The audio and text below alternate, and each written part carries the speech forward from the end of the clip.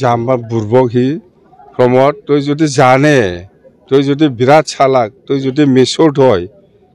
জিকাই ফেলাই দিয়কচোন ননাই চেৰপাং সমষ্টি হিচাপে বিপিএফ দলৰ পজিশ্যন 1 নম্বৰ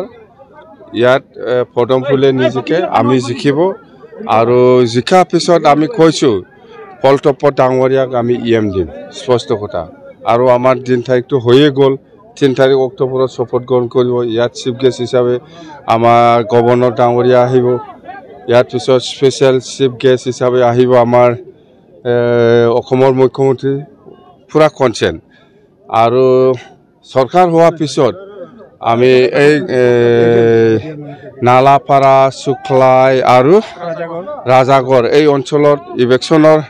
লেটাৰ দিছে বুলি কৈছে ইলেকশ্যনৰ নটিচ আহিছে বুলি কৈছে মই কৈছোঁ এইবিলাক বাদ দে আমি চৰকাৰ আহি আছোঁ ইলেকশ্যনৰ কথা কোনো প্ৰশ্নই নাহে আমি মাটিৰ পাতাহে দিব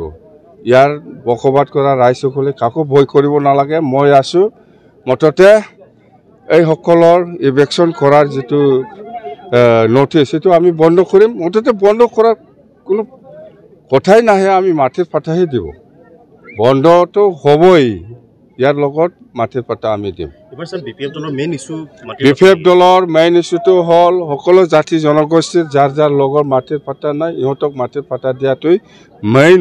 ইস্যু মেইন এজেন্ডা আৰু চৰকাৰ আহিলে হেতুই আমি কৰিম বহুত শপত গ্ৰহণ 3 তাৰিখ অক্টোবৰত ওদালগুৰিত বিপিএফৰ পজিশ্যন খুব ভাল সেকেন্ডত বিজেপি আছে প্ৰথমত বিপিএফ স্যাৰ হিমন্ত বিশ্ব শৰ্মাক আগতে আপুনি দাদা বুলি কৈছিলে এতিয়া ডাঙৰীয়া বুলি কয় কি দাদা ভাইৰ সম্পৰ্কটো নোহোৱা হৈ গ'ল নেকি কি আছে এটাও আমাৰ ৰাজনীতিৰ সম্পৰ্কটো বেলেগ ৰাজনীতিৰ কথাটো বেলেগ কিন্তু আমাৰ যেটো এনে ব্যক্তিগত সম্পৰ্ক ঠিকই আছে আপুনি প্ৰমোদ বৰা আপোনাক ইমিচিয়ৰ্ড বুলি কৈছে পলিটিক্যালি জাম্বা বুৰ্বক হি প্ৰমোদ তুই যদি জানে তুই যদি বিৰাট চালাক তুই যদি মিছুট হয় জিকাই ফেলাই দিয়কচোন